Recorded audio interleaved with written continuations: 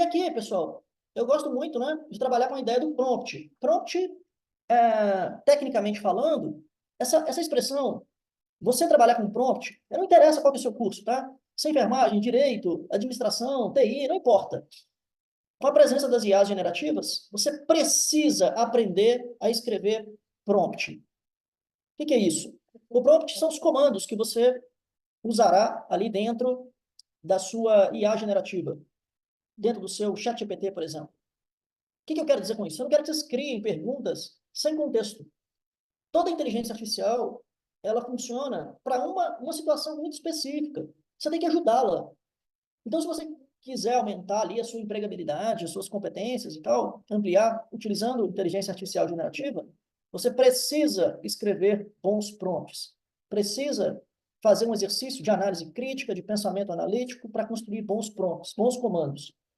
E aqui, com base nessas 6 letrinhas, eu criei o meu próprio método para isso.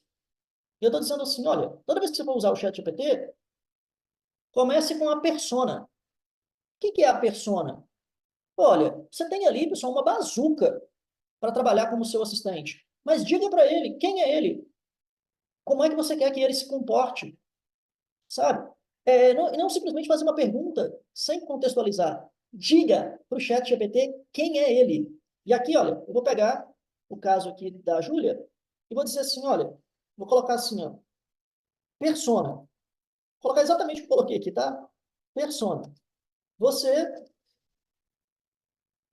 tem, tem doutorado em enfermagem, pegar a área dela, tá? E estuda o impacto das inteligências artificiais, na área de saúde, já tendo publicado mais de 10, mais de 50 artigos sobre o assunto. Isso é a persona, sabe? Antes de entrar, antes de usar essa bazuca aqui para te ajudar, você vai dizer como é que você quer que ele se comporte. Estou dizendo ao ChatGPT, é isso aqui, tá? É isso aqui que eu quero que você se comporte, porque é alguém muito especialista. Você não quer uma pergunta, você não quer fazer uma pergunta para alguém que tem conhecimento geral. Não, aqui você quer uma coisa muito específica, tá bom? Na próxima etapa, que é o R, a gente vai dizer o roteiro. Você quer ajuda para quê?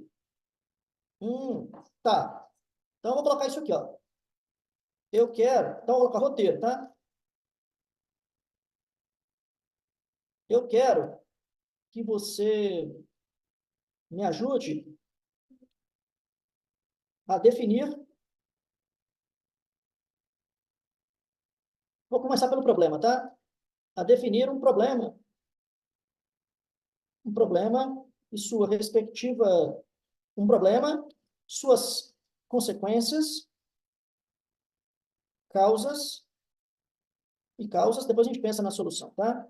E causas que serão abordadas em pitch para uma disciplina de graduação. Pronto. Estou sendo bem direto aqui, tá? Esse é o ponto, então. Beleza. Próximo. Ó, objetivo. Qual é o seu propósito? Bem, então vou chamar aqui, né, de objetivo. O objetivo, né, é convencer,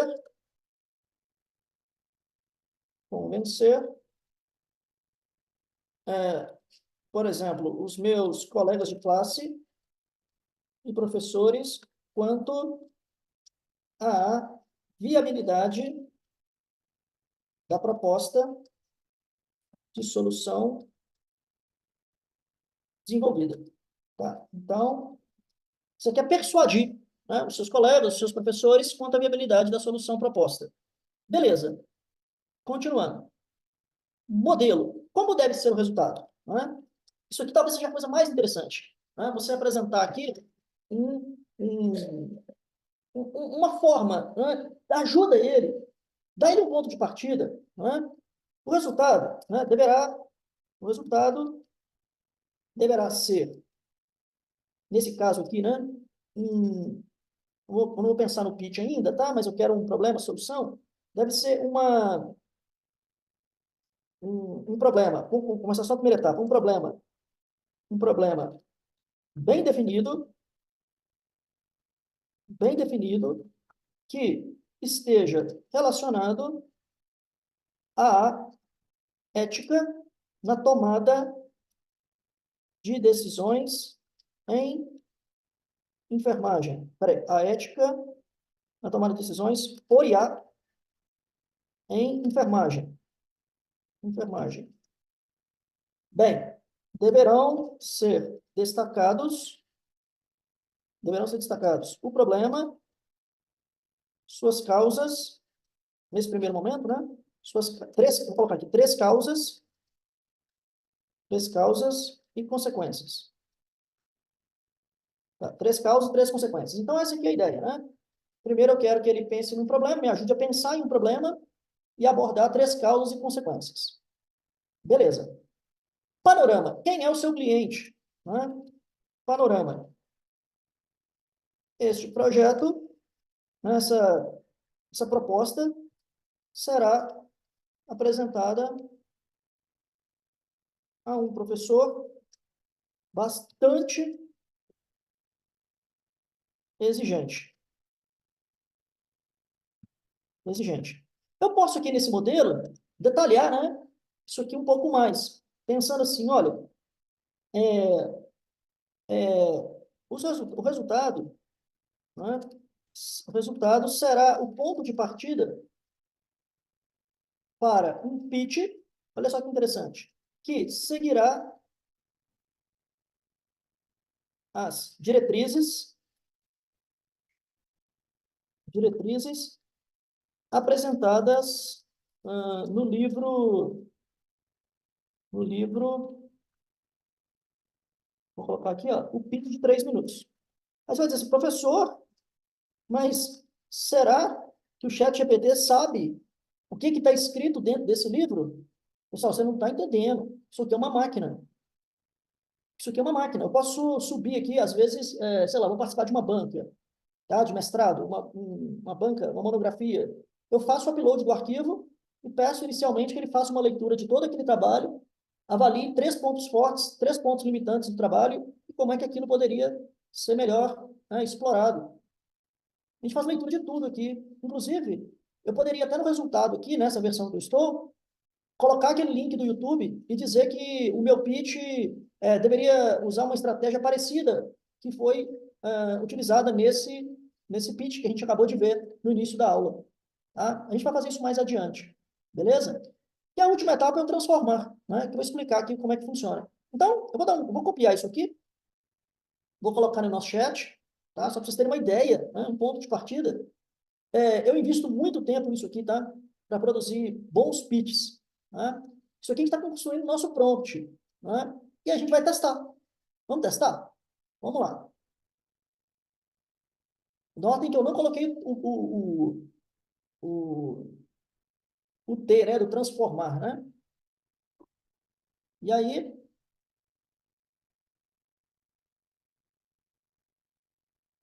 a gente vai vir aqui, vamos gerar.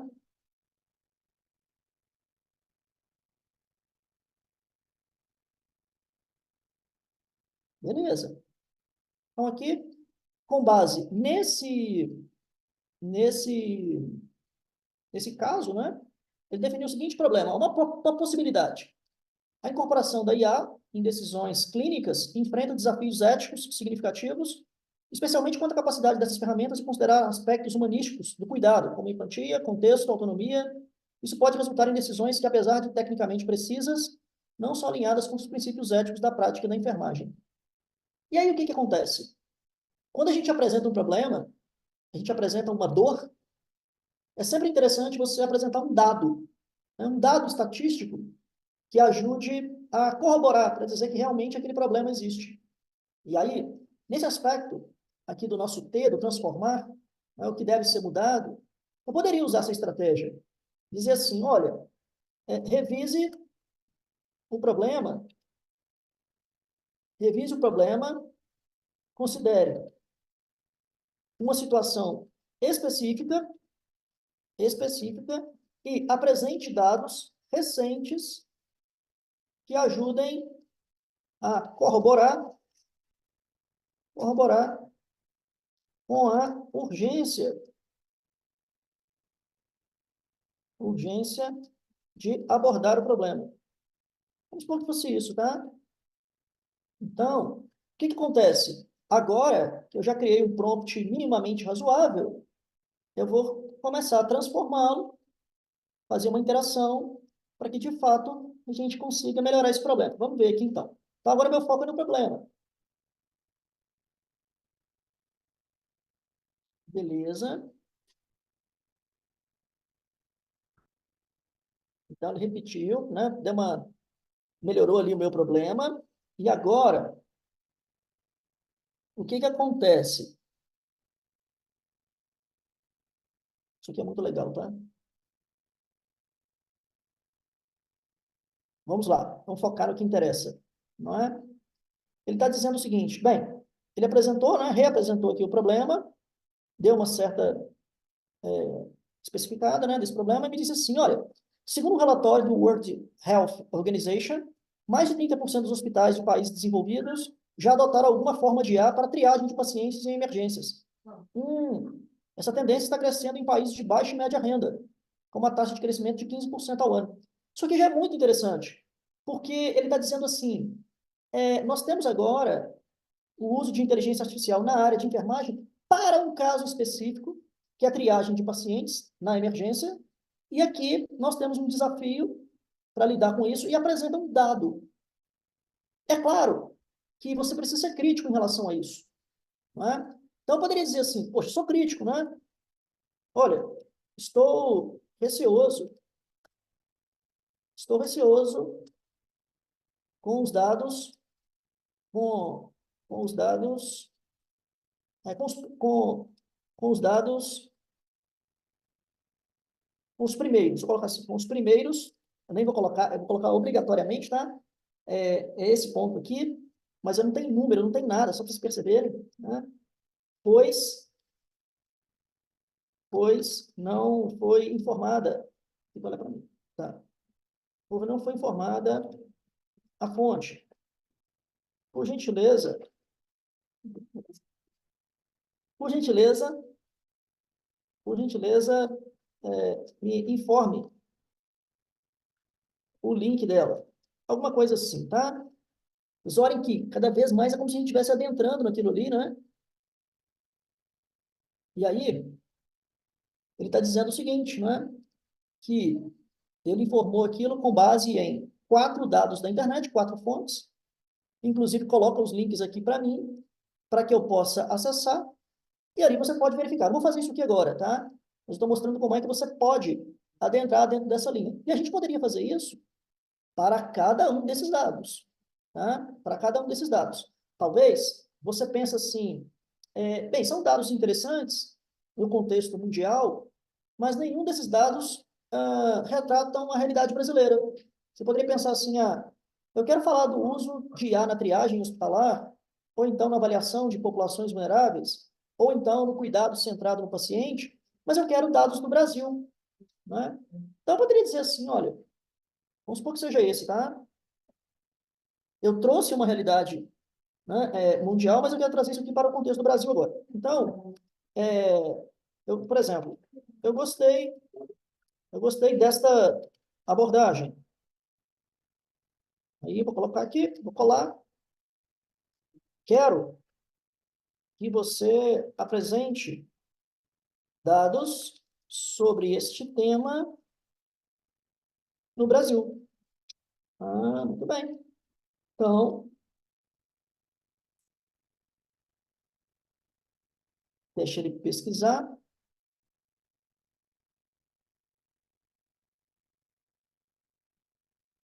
Olha, aqui, né, quando a gente... imagina que fosse um funil, tá? Eu comecei analisando primeiro a situação do uso de IA em triagem hospitalar no contexto mundial. Agora, eu estou trazendo isso para o Brasil E aqui a gente já tem, né, uso, né, uma notícia que aponta uso de dados de IA na Santa Casa de Belo Horizonte, eu morava pertinho lá, por sinal, né, até no ano passado. E aqui tem, então, esses dados, né, isso que gerou uma economia para o hospital, né, gerou benefício para 8 mil pacientes e tal. Tem vários casos aqui, então, né, no Hospital Alemão, projeto Boas Práticas e tal. E você pode ir adentrando. Por exemplo, detalhe mais, detalhe mais o primeiro item. Vou colocar agora o item 1, né, que está lá. Detalhe mais o item 1. Conta para mim essa história. Me ajude a entender. E ali, veja, né, que lá no início, né, até então, ele me dizia que foi feito lá, né, tinha uma ferramenta chamada No ajudava na prescrição médica, evitava erros. Então, detalhe isso aqui um pouco mais para mim. Né? Isso aqui é super interessante, porque à medida em que você vai entrando no caso, como se estivesse investigando, na hora que você for contar a sua história no seu pitch, isso aqui vai fazer com que você tenha mais argumentos. Isso pode ajudar na definição das imagens que você vai utilizar, dos vídeos, enfim, da história que você vai contar. Não é? E aqui, então, a gente passa a ter todo esse item aqui mais detalhado. Né? Mais detalhado. Então, né, quando a gente chega aqui em uma situação desse tipo, a gente consegue melhor, então, né, entender esse aspecto. Tá? E aí, numa situação como essa, eu poderia dizer assim, olha, crie o roteiro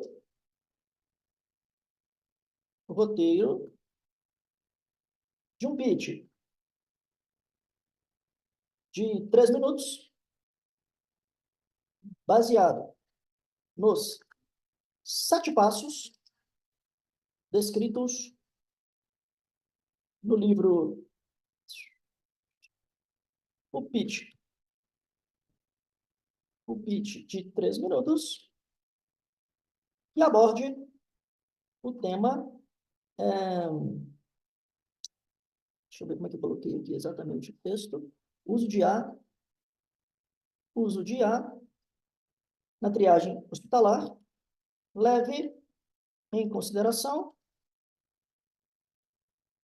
os dados da Santa Casa de Belo Horizonte, assim, da Santa Casa de BH. Ok? Sugira ainda uma divisão de uso do tempo para a apresentação do pitch. Eu quero que, para cada trecho, você sugira imagens ou vídeos que possam ser usados para abordar o que a mensagem, né? Para enfatizar a mensagem do pitch. Tá? Não tem, obviamente, né, pessoal, a intenção de fazer melhor prompt nesse momento, mas abordar aqui, então, essa proposta. Né? E aí, vamos ver?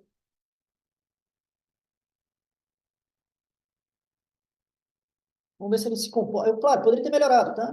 Poderia ter dito aqui que eu quero que ele se comportasse como um diretor de cinema, não é? Com vasta experiência na produção de pizzas e tal, né? Poderia. Mas aqui a gente está investigando aqui o potencial, né, do uso da ferramenta. E vamos ver se faz sentido. Júlia, o que você está achando? Tô achando ótimo, mas assim, eu teria que ler tudo, né, e dar uma boa enxugada em todos